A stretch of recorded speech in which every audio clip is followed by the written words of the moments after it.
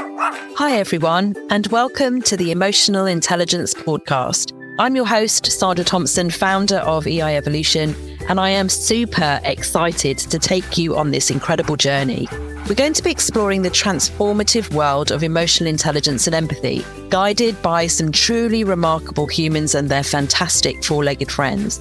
In each episode, we'll dive into inspiring and heartwarming stories about our beloved canine companions. We'll discover the unique and magical bonds we share with our dogs and uncover the profound lessons they teach us about understanding and managing our emotions. From tales of loyalty and love to moments of learning and growth, our furry friends have so much to offer when it comes to enhancing our emotional intelligence. We'll also discuss practical tips and insights on how to cultivate empathy and emotional awareness in our daily lives, inspired by the natural wisdom of our dogs.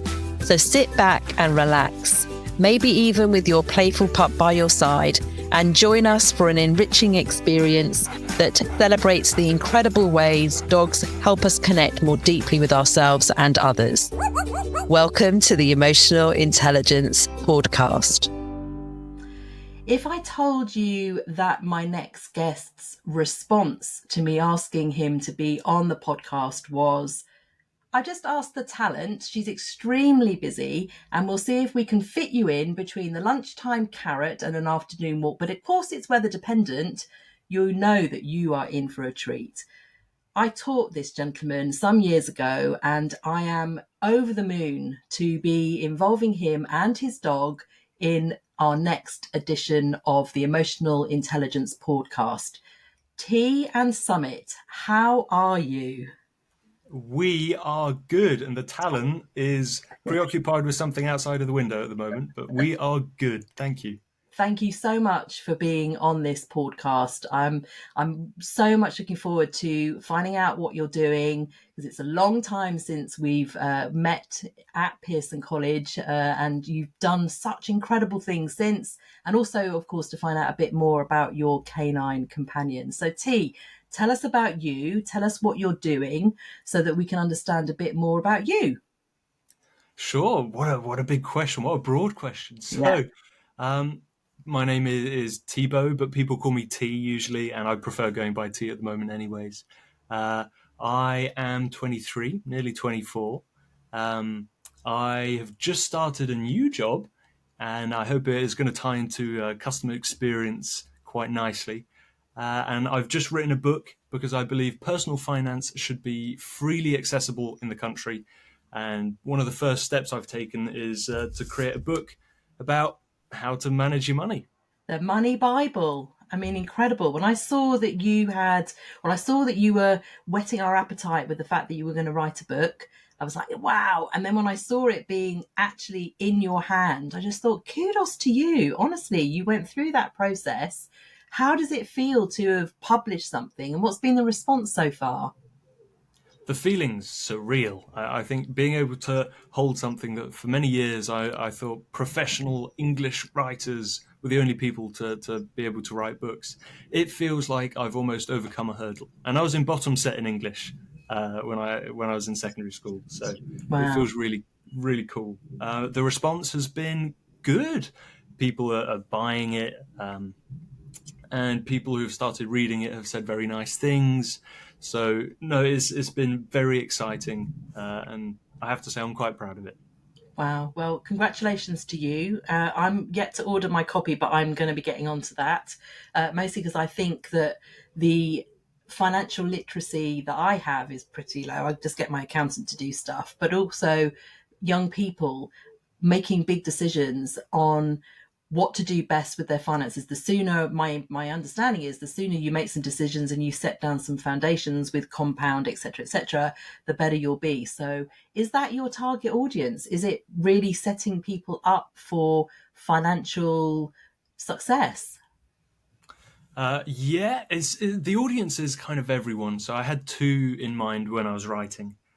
It was the secondary school student who's going to be setting out on their personal finance journey soon, so that they can understand everything that there is, or as much as I could fit in a book. And the other one is just adults who have come to a hurdle in their own journey and they can just flick to the part of the book that's relevant to them, read it, and hopefully it helps a little bit. And it's interesting you say set people up for success. I think defining success was one of the big things when writing the book. And it's really important for people to decide what success is for them. So when it comes to investing, what's your risk tolerance? You should never invest if it means you can't sleep at night. So invest in things that work for you. And when it comes to spending and saving, some people are really neurotic about it. They will be very frugal with their spending, save every penny. And if that works for them, that's great.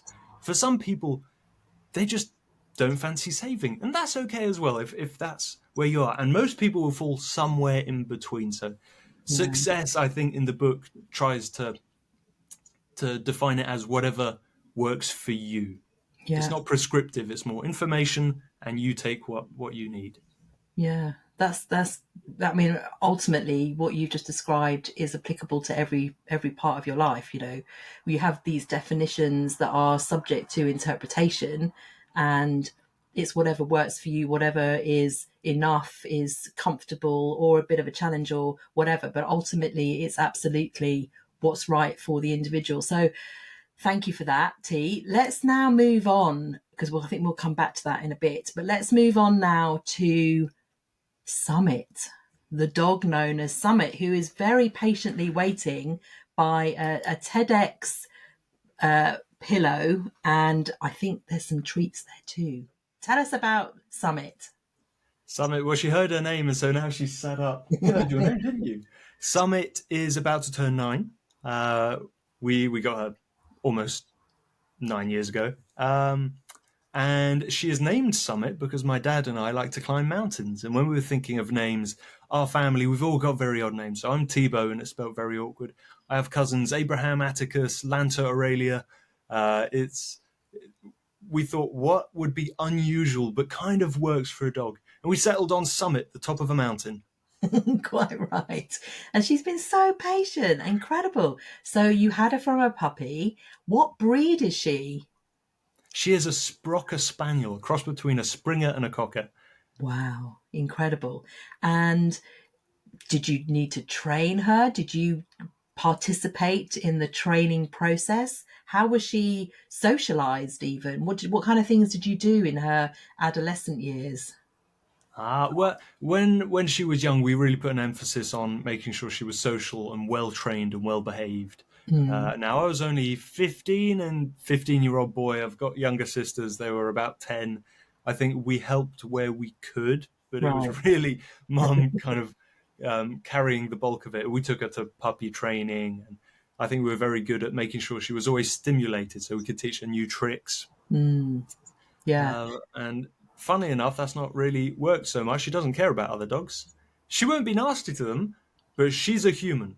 As far as she's concerned, she's a human. She'll sit with humans. If there are other dogs around, she'll come and sit with the humans. She's a funny little character. So what does that mean then? That means that she acknowledges them, but just lets them get on with it. What happens if they approach her? Does she just like, look, do that whole whatever kind of behavior? What is that? I think she'll acknowledge them and she'll say hello to the dog, where they sniff each other. If there are multiple dogs and they're playing, she won't care. If a dog comes up to her, she'll play with them. She's fine. We've got other dogs in the family that were puppies when she was 5 or 6, and she was very mothery to them. Oh, interesting. So I think she'll play with them a bit, and then she wants to come in and rest. Yeah, right. No, brilliant. And so as far as empathy and emotional intelligence is concerned, are there any particular stories that you want to share, any examples of her demonstrating those kind of skills? Yeah, you know how they say dogs just sense things? Spot on. I know some of your other guests have said the same thing. Yeah. So there was this time where sadly Grandma passed away a few years ago, and Grandma had cancer. And I don't know if you've read, but they say dogs can somehow sniff cancer. They're really good. She loved Grandma, and she would always be very close to Grandma at family gatherings. She absolutely loved Grandma. And the last time I went to see Grandma, I brought the Summit with me. Okay. And she jumped up on Grandma's bed and lay at her feet the whole time. And then this was about a week before Grandma passed. So, a week or so after, obviously, we went to see Granddad and help him deal with things. And Summit went into the room where Grandma was, sat down, and you could tell that she realized what happened. Mm. And it was a very, I wasn't there for that moment, but apparently it was a very hallowing moment and a very humbling moment where she's a dog. She doesn't speak our language, but you could tell she knew. She went in, noticed Grandma wasn't there, sat down.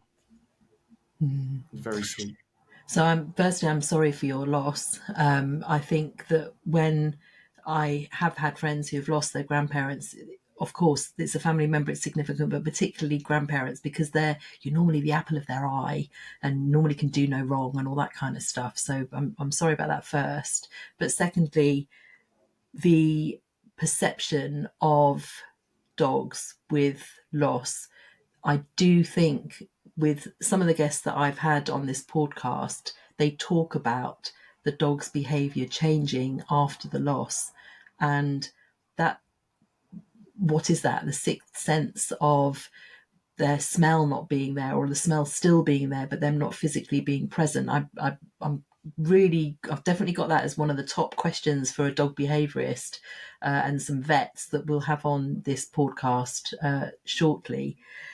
But coming back to your point about the detection of diseases, the medical detection dogs are just one of very many organisations where dogs can smell cancers. They can smell epilepsy before it comes on. They can diabetes, all sorts of different conditions. And the way that they train these animals is incredible too, because it all comes down to smell. The fact that dogs can smell, excuse me, I think I couldn't get this wrong now, but something like 2,000 times more powerful than us. And I'm going to check that. I mean, imagine that. I'm not sure I'd want that with some of the smells that go on in this household, but certainly, I mean, wow. It is fantastic. And you know what's interesting? So it definitely is smell. You can tell if someone has diabetes by smelling their breath. It might smell similar to pear drops, where there's like almost excess sugar in there. It smells very sweet. Right. And so obviously dogs with that incredible sense of smell can probably detect smells that are too subtle for humans. But as you said, there's an organization doing it. Yeah, that's right. Just like Summit can smell the treats in my pocket and is patiently waiting to have them. So what other types of behaviour have you noticed with her? I mean, how was she, for example, when you started going to university? Were there any changes in how she was with you? Yeah, a few. I remember the day I was moving out, everything was packed up on the outside the house, and she went and sat on my bag, which was so cute. And she's just a very cuddly dog. And she's always done this thing where if I lean my head in, she'll put her head in my neck, Oh. almost as if she wants a cuddle. And so obviously I was getting more of that when I got back home. The crying is so sweet. When you get back and you've got that little excited crying, is very sweet. But Yeah. I think she quickly got used to it because Dad travelled a lot, or still does travel quite a lot. So she was used to us leaving for periods of time. Right. And so as far as the person in the household who is like in charge, who's her master, is that your mum then, if your dad's not around as much to feed and to walk and to guide and everything else? How does it work in your household? It is very much mum. So obviously we all help out where we can, taking her on walks, breakfast, etc. But because it is usually mum, mum is master. And there's this great little phenomenon in the house where she will follow mum like a shadow. She doesn't do it with anyone else, but she will follow mum everywhere. Mum goes outside to get something, she'll go out with mum. I think she's just a bit more responsive to mum because of it. Yeah. It's funny. One of the other things is I like to work from the kitchen. If it's just the two of us home, I'll work from the kitchen, so I'm downstairs with her. And she'll go and sit in another room. She doesn't care. If it's mum is about the only person where she will go into the room with mum and stay in the room with mum. Right. Otherwise, she's very autonomous. Right. Yeah. Perhaps. Well, brilliant.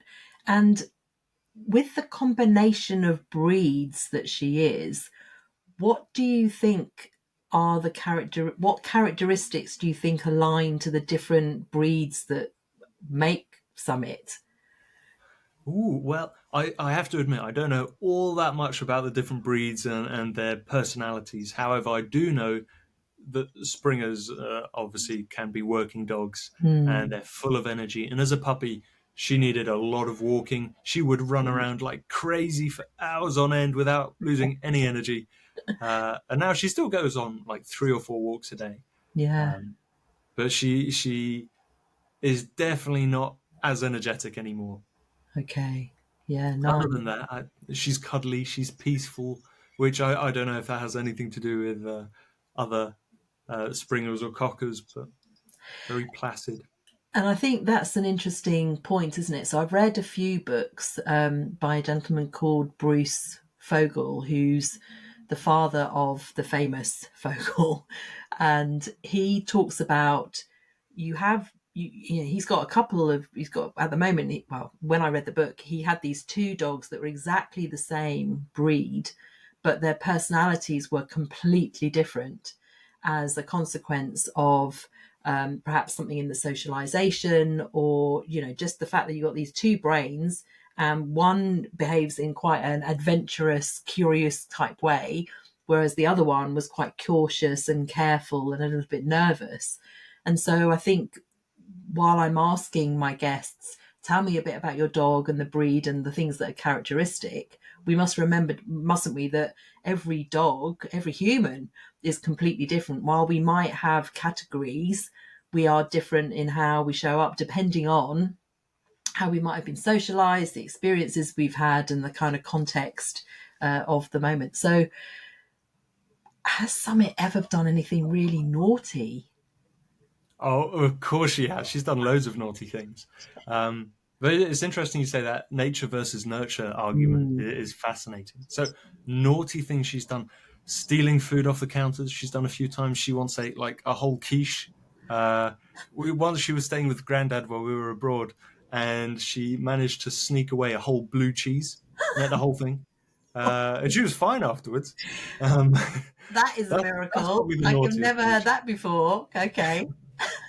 Oh, she loves food. She is very food driven. She will absolutely scoff her breakfast and dinner, and any other food, which is interesting. I know a lot of other dogs that aren't that fussed about their food.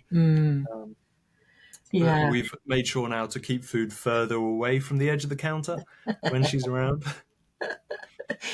And so, does she ever go to work with you? Does she? Is she mostly at home? Does she go? Has she ever gone overseas with anyone? What's her adventure? The Summit. What's the adventure itch that she's got, if she has at all? So she does travel with us to France when we go to see the family. She has a little doggy passport. She's coming with us this summer. Fab. And the French family quite like her, again, because she's calm and placid. She's just pleasant to have around. Right.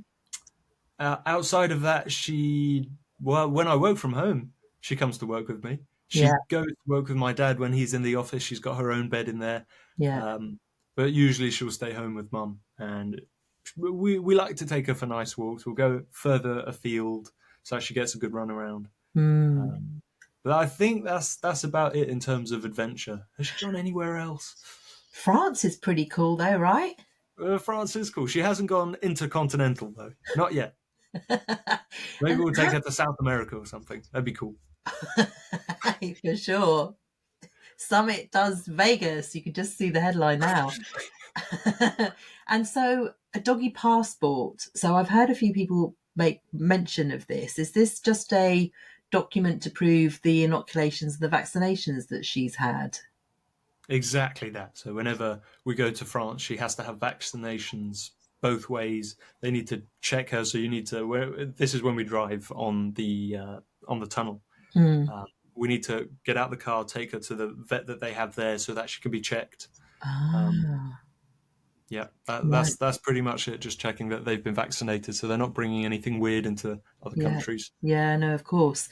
And so, tell me a bit then about the relationship your sisters have with Summit. given that she's quite a calm dog, does she ever what kind of, do they also take her for a walk? You talked about when you were younger you kind of did as much as you could, but what's their relationship like with her? Ooh, I don't know how much I can say without getting myself in trouble if they listen to this afterwards. I have to say, I think one of them is more involved with the taking care of Summit. Yeah. We'll walk her more. She's also more of an early bird, so she'll feed her in the morning. Right. I think the dynamic comes together really nicely whenever mum and dad aren't around, where all Mm. three of us kind of chip in and take care of the dog. So someone will do a morning walk and take care of the morning, someone else will do evening. And because she's such a cuddly dog, I think we all quite like, just if we're working, you take a break, you go give her a cuddle, and then you come back. Yeah. So Summit gets constant attention throughout the day. Yeah. And for us, I think we've all got a very similar relationship with her. We're all very close to her. Mm. Yeah. So before we came on air, you did a high five with her. So what other kinds of tricks have you taught her? I mean, she's a bright dog, so I imagine she's got a whole bunch of tricks up her sleeve. She does. High five was one of the very first ones we did. So it's like high five paw. We think she knows the distinction between right and left because we usually say other, and she knows to give the other paw, which is good. Okay. She can do roll over, spin. A recent one is dead. Or if she's sat down, you can look at her and go, pow! And you kind of shoot with your fingers and she'll do it. Belle is one of my favorites. I taught her that one. What does that I was mean? out in Hong Kong, and this couple had a dog, and they had a little bell, like a concierge bell. Yeah, yeah, yeah. They put it on the floor, and they say, "Well, over there we're going ding ding," and the dog would go and hit it with its nose. So I taught Summit that, and that's the best one. You can be anywhere in the house. If you say bell, she'll run to the bell, and you can hear it ding, and then she'll come back. That is fantastic. Oh my gosh. If we ever get another dog, I am teaching it that, because And it could be that is useful. funny. I don't know why It it's could so be funny, but very it fun. is. You It's treat her really, after really she's done it cute. though, right? Oh, she gets a treat, but what would have been good had we started earlier is to get her to do it if she wants to go out. Because Ah, then wherever cool. you are, if she needs the toilet, you can hear the ding, Yeah, which is a good method of communication. Though I've seen people now have these pads with loads of buttons, and each button says something different. yeah, And I think they've managed to train their dog to say, "I'm hungry," or yeah, "I'd like to go for a walk." yeah. Um, That's because I right. think they are smarter than we think they are. And if they could speak, they'd communicate with us very well. But Yeah. they found a method of communication that works. I've seen videos of dogs. I think most of the videos that I've seen are border collies or collies of some description. And you're right, the floor is covered in these buttons. And I have to confess, the first time I saw this in action, I didn't know how I felt about it, because I just thought, oh my gosh. So this dog was saying, I'm hungry, or no, or I want to go outside, or I think it's my tea time, or whatever else. But I think that there was a dog, and I think the dog actually might have passed away recently, where it had within its mind the ability to press, and again, it's another one of those where I've got this number in my head and I'm not sure it's true, up to 1,000 different combinations of these buttons that they had. So honestly, it would be like having a conversation probably with a 2.5, 3 year old. Incredible, right? It gives them a big vocabulary. I saw this one video that it was quite sad. I think it was a collie as well. Mm. Went to hit or a husky. It went to hit a button saying, "I'd like to play," and the mum was there and said, "No, not right now. I'm working." And then it went sad, Ah, sad, and I thought it is very sad. It was quite funny to see. It obviously processed no as meaning we're not going to play, and yeah, then said it was sad. yeah. Well, well, there it is. And that's why I'm just like, oh my gosh, honestly, we these dogs have such incredible potential. just the bell thing would be enough for me to start, to be honest, as a signal of whatever. Like, maybe, well, actually, no, not for treats, because it would be basically pressing the bell the entire time if it was like Bonnie or Smudge or Prince the dog, honestly. Oh, wow. Okay. We're going to think about that. So let's round this up then, T, with your view on what dogs mean in the household, first one, so part of a family, and secondly, what dogs mean in society. If you want to go big, what it means in the household to have a dog, and what it means to have dogs in society. I think I'll try and tackle them both. So in the household, obviously it depends on the household, but if you are a dog household, I think it's that unconditional love is brilliant. And where there is a lack of communication, it's almost as if there's nothing to get in the way. The dog can't do wrong. They can do naughty things, and they can jump up and hit you in places that hurt, but overall, they're always there. And one of the big things is also feeling appreciated at the end of the day. You might have had a really hard day at work. The dog will always be happy to see you. There's not been a single time where Summit hasn't been happy to see me. Yeah. And even if you've had a rubbish day, it lifts you up like nothing else. Yeah. I guess in society, we're almost talking about like a network effect, or if you're feeling good because the dog's just done that to you, and there's loads of people with dogs, it almost boosts the morale in society as a whole. Then I guess for some people it's different animals that maybe they don't get the same interactions, but they get that same feeling of love and feeling wanted and being happy. Yeah. So it's really interesting that the first word that really stood out for me from what you've said, the first word, was appreciated, because actually you've just touched on something that I hadn't considered in that way, but that is what you're talking about. Appreciated when you come through the door. You've come back. That's amazing. Thanks a lot. You know, people do describe the unconditional love, the consistency, the continuity, the fact that without any judgment, they're always pleased to see you. But it is appreciation, actually. I realize that. And the whole point about significance, you are significant in their lives, and they're significant to you, you're significant to them. That's quite a potent drug, a kind of natural drug, isn't it? Whereas it replaces what other drugs do. It's those like endorphins that get released in your brain. I think I don't do drugs, so I wouldn't know. But you're getting those endorphins every time you see your dog, and they're happy to see you, and you feel wanted, as you were saying. It is like a drug. It probably is almost identical to a drug. Yeah, well, I'm thinking of natural remedies rather than anything else. Tea, actually, just for the record, everyone. And then the point around society. So that whole, the butterfly effect, or the ripple effect that they call it. So all of these people who have got dogs, and actually, when I think about it, when we used to have a dog, and when I've had dogs in the past, you go for a walk, you see another dog, and they see you, and you have a bit of a chat about the dog, and there's a moment, isn't there, where we're all buoyant and delighted and proud and want to discuss stuff. Now I find, and I think I've mentioned this on a previous podcast, so we don't have one right now because Bonnie passed away, but even going somewhere where I see dogs, I know that I get to another place. Only this morning I went for a quick coffee, and there was a little French bulldog, and then there was a little, I think he was a bit of a collie, a bit of something else, but they were just sitting there minding their own business. And I spotted them, and they must think, what is wrong with you? You mad woman.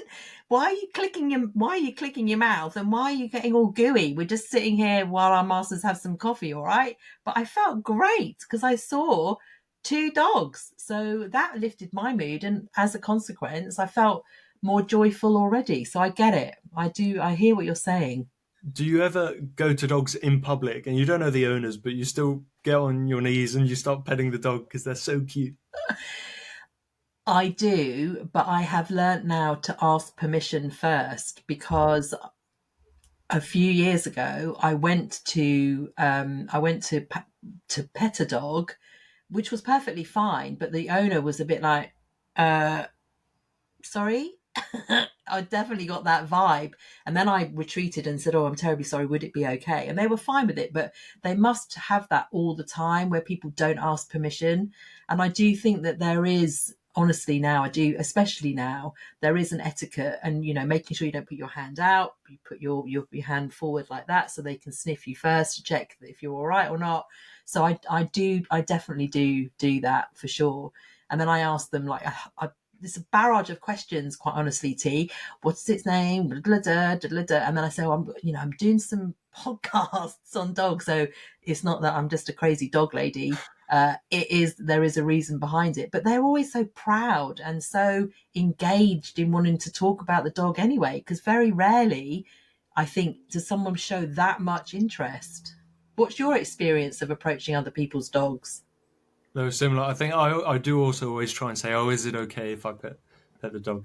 But usually, it sparks up a conversation, and as you said, it's just a proud moment for them, for you. If you get to share experiences of your dog, you get to pet a dog, so you're happy. Yeah, Um, it's yeah. just usually an overall pleasant experience. For sure. Yeah, for sure. I've seen some, this is the final point from me, and this is probably not appropriate, but I've started now. I've seen some owners with their dogs where a person has come with a child and they haven't always asked permission, and the child is like pulling the ear or trying to poke it in the eye. And luckily for them, the dog is being patient, but you can see the owner thinking, oh, would it be okay if perhaps they didn't poke them in the eye or stick their fingers in their ears? And you just watching that complicated mix of the enthusiasm from the child, the oblivious nature of the adult that the child is with, and the owner kind of thinking, oh, any minute now. And you don't want the child to have a difficult experience where the dog starts growling. But, oh, honestly, I just think, honestly, please just ask for permission first, because you wouldn't go up to, well, maybe you would, I wouldn't go up to a human and poke them in the ear and pull their ear and poke them in the eye. So let's just think about that when it comes to dogs. Maybe that's a bit mad. So you don't go and pet people in train Very, stations, go straight very rare. ahead. I thought that was a normal thing to do. Very No, rarely these days, T. Yeah, very rarely. But do but you I know find that? it beautiful how dogs tend to be so caring that in most instances, when a child is a little bit proddy and the dog is very patient with them and kind of lets whatever happen, or they walk away. But Yeah, I found, especially with young children, Summit has always been very mothery with yeah. puppies and with young kids. She'll be very happy playing with them. Well, no, that's it. The dog does tend to just walk away, doesn't it? But I am just going to share this one little story, T, because you've got me on a roll now. On the point of humans not knowing the boundary. So I went traveling. I quit my job. I went around the world for a year when I was about 30. So I decided that I wasn't going to buy a house at that point because I planned to. I was just going to go around the world. And I was in the deepest, darkest parts of China. And at that point, those years ago, the blonde hair and the blue eyes were a bit of a novelty. And I found myself sitting in this town, just writing my little journal, and the light was disappearing. It was middle of the day, the light was disappearing. I looked up and I was surrounded with people who were just staring. And then someone was brave enough to reach out and just stroke my hair. And I was kind of surrounded, so I couldn't do anything. So I was just like, oh, okay. And then I smiled and then they stopped. But I was like, wow, okay. So that was part of my adventure, really. That's it. I I finished think now. that still happens. It's quite common in some countries. We were in India back in January, and one of my sisters is blonde, blue eyes, Mm. And there are certain places where it's not so touristy where we went, Sure. where there were flocks of people asking for selfies and pictures. Yeah. And by flocks, I mean 50, 60, 70 people who were really having to try and like get out of the way. Sure. Wow. Or they wanted pictures with the whole family because we were white. And you think, wow, I don't think we'd do that in the UK, but it's a fun story for them. They get to go home and say, look, I met someone from England, and it makes them happy. And here's the picture on our wall of one of the T relatives. Yeah, exactly. They'll have it blown up in like A3 poster size on their wall whenever a guest comes in. And there's this one time where we met a whole family from England, all of them together. Oh my gosh. Do you know, it's been a delight to speak to you, T. Thank you so much. And Summit, who's lovely, having a lovely rest there. Thank you so much for your time and your stories and your insight. And I look forward to catching up with you properly in a couple of weeks' time. So for now, ta-ra, and keep doing the great work that you're doing, and congratulations on your new role. And it must be time shortly for Summit's afternoon carrot, surely. If she's not had it already, she'll be asking for it very soon. And thank you for having us on. This has been brilliant. Summit, you're going to be famous. You're going to be famous. Woo! Brilliant. Okay, I'll speak to you soon. Take care, team. Bye-bye. Summit. Bye. So that's a wrap. Thank you so much for tuning in. If we've not connected already, you can find me on LinkedIn. I'm on there most days. You'll find me under CXEI Sandra. And also, if you want to find out a bit more about my work, then you can pop along to my website, www.eievolution.com. One final thing, and in the spirit of customer experience and feedback, I wonder if you might consider leaving a review on Spotify. I'll leave that one with you. So until the next time, be well and be pawsome. Ta-ra!